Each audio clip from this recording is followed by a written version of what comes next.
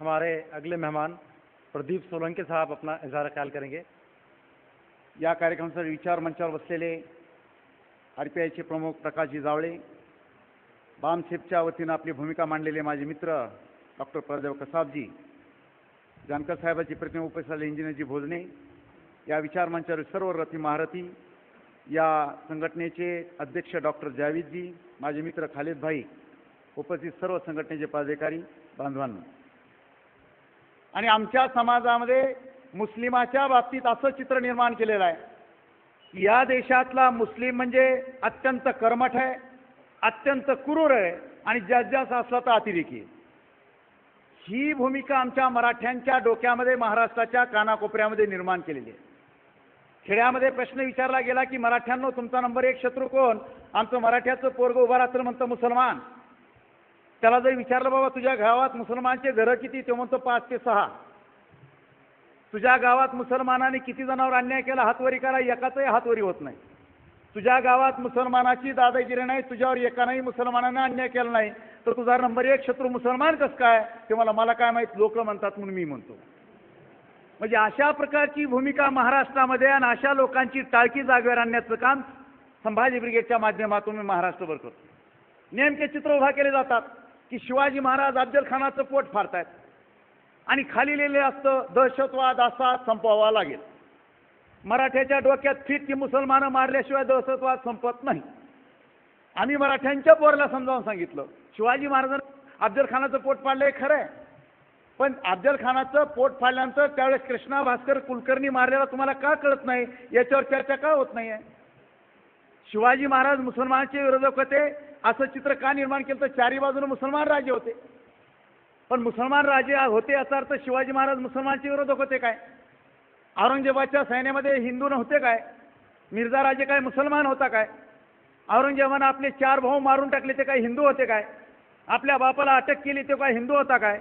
या सगळ्या सत्तेच्या लढाया असतात हे आम्ही रोज समजावून सांगतो.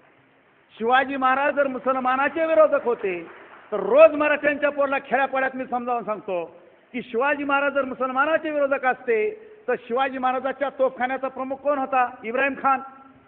शिवाजी महाराजाच्या आरमाराचा प्रमुख कोण होता? दौलत खान. शिवाजी महाराजाच्या घोडदळाचा प्रमुख कोण होता? सिद्दी हिलाल. शिवाजी महाराजाचा पहिला सरसेनापती कोण होता? नूर खान. शिवाजी महाराजाबरोबर आग्र्याला गेलेला मदारी मेहतर मुसलमान.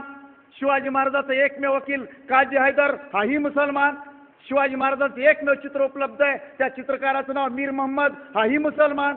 आणि अफजल खानाचं पोट फाडण्यासाठी ज्या वाघनख्या पाठवून दिल्या तो रुस्तमे जमान हाही मुसलमान.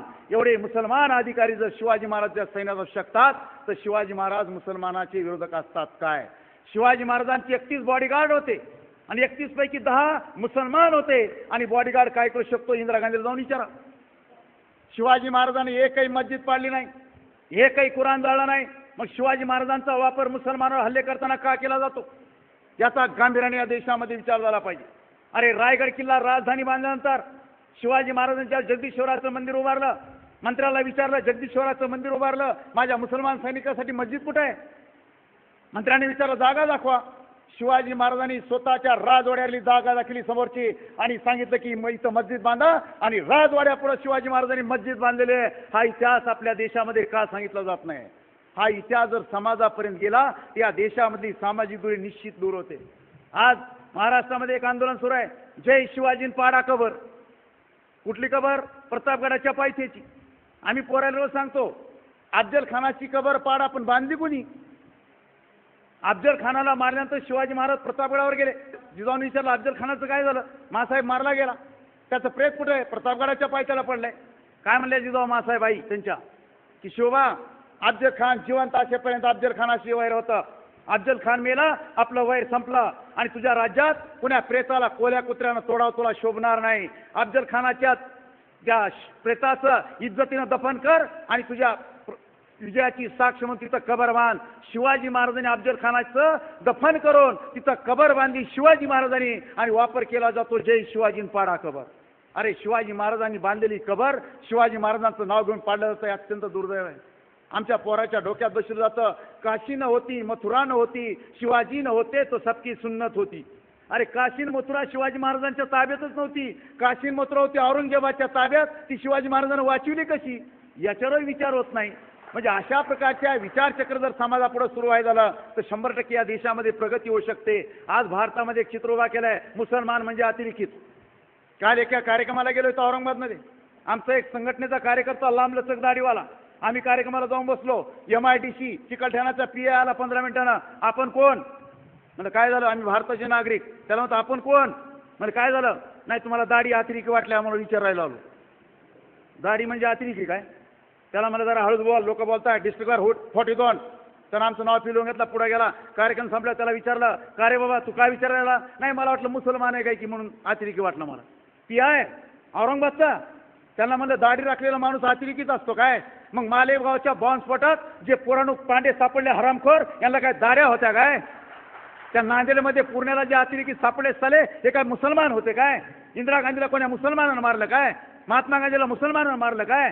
राजीव गांधीला मुसलमानानं मारलं काय? काय चाललंय काय?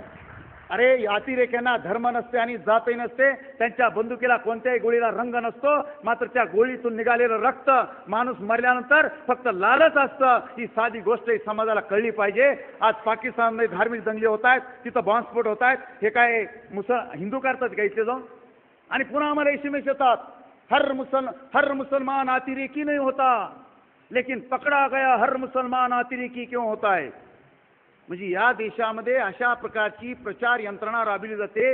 या देशातला प्रत्येक मुसलमान अतिरेकी आहे. संभाजी ब्रिगेडच्या माध्यमातून आम्ही रोज सांगतो की जे अतिरेकी मुसलमान असतील त्यांना भर चौकात खेचून मारा. पण या देशावर प्रेम करणारा सर्वसामान्य मुसलमान याचा त्या अतिरेक्याशी काय संबंध? आणि जो भारतातला मुसलमान रोज 5 वेळेस नमाज पडताना अगोदर या भारताच्या मातीवर माथा टेकतो आणि मग अल्लाचं नाव घेतो, तो मुसलमान या देशाचा गद्दार होऊ शकतो काय? हा प्रश्न आम्ही विचारला. आणि मुसलमानाच्या एवढ्या बदनाम्या करूनही आज भारतामध्ये मुसलमानाचे एवढे धंदे चालतात. त्याचं एकमेव कारण आहे, नम्रपणावर शिकावं तर फक्त मुसलमानाकडूनच शिकावा, हेही आम्ही सांगतो. आणि या देशातले मुसलमान सुखा समाधानानं या देशात जगत असतील त्याचं एकमेव कारण आहे डॉक्टर बाबासाहेब आंबेडकरांनी दिलेली राज्यघटना. त्याच्यामुळे या देशातला मुसलमान अत्यंत सुख समाधान इज्जतीने या देशामध्ये जगू शकतो. ही भूमिका आपण समजून घेतली पाहिजे. राजकारणावर इथे चर्चा होते, पण माझं मत आहे या देशातलं राजकारण अत्यंत भावनिक आहे. मुसलमानांना सांगितलं जातं तुम्हाला भाजपचा शिवसेनेचा धोका आहे, आम्हाला सांगितलं जातं तुम्हाला मुसलमानाचा धोका आहे. आधे इधर आधे उधर, बाकी काय रे? बाकी किधर गए?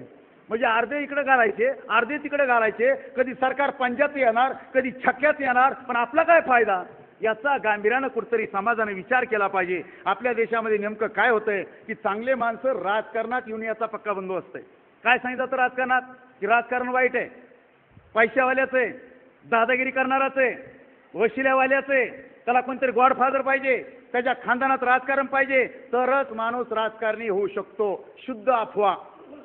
लोकशाहीमध्ये याच्यातलं एकही चालत नसतं. तुम्ही आम्ही नालायक आहेत, चांगले माणसं याच्याकडे दुर्लक्ष करतोय म्हणून यांचं फावतंय. जर तुम्हाला सध्याच बघायचं असेल तर मी 2 उदाहरणं देईल. विदर्भात गेलात तर आमदार बच्चू कडू याला जाऊन भेटा, आणि पश्चिम महाराष्ट्रात गेलात तर आमदार राजू शेट्टी या 2 आमदाराला भेटा. पैसा नाही, गॉडफादर नाही, पक्ष नाही, कार्यकर्ते फक्त, आणि 4 मीडिया चीट करून हे कारखानदाराला पाडून हे माणसं निवडून येऊ शकतात. हे तुमच्या पुढलं उदाहरण आहे. सध्या मी आता कोल्हापूर जिल्ह्यामध्ये गेलो होतो. या आमदाराचं कसं काय? काही खरं नाही. त्याचं कसं काय? पडण्याची शक्यता आहे. याचं कसं काय? येण्याची शक्यता आहे. हसन मुश्रीफचं कसं काय? 100% निवडून येणार. मुसलमान या देशामध्ये निवडून येणं किती अवघड आहे मला 100% माहिती. कारण राजकारणात मुसलमानाचा काटा काढणं अत्यंत सोपं आहे. तो मुसलमान आपला काही संबंध भले भले मतदान करीत नाही. निवडणुका सुरू झाला की आपण काय करतो की हे माझा, या पक्षाचा, त्या पक्षाचा, या गटाचा, त्या गटाचा, ह्या इकडं तर तो तिकडं. त्यामुळं नालायक लोक निवडून येतात. म्हणजे आपल्या पुढे 2 नालायक उभा असतात, त्यापैकी एका नालायकाला आपल्याला निवडून द्यायचं असतं. या देशाचं सगळ्यात मोठं दुःख नाही.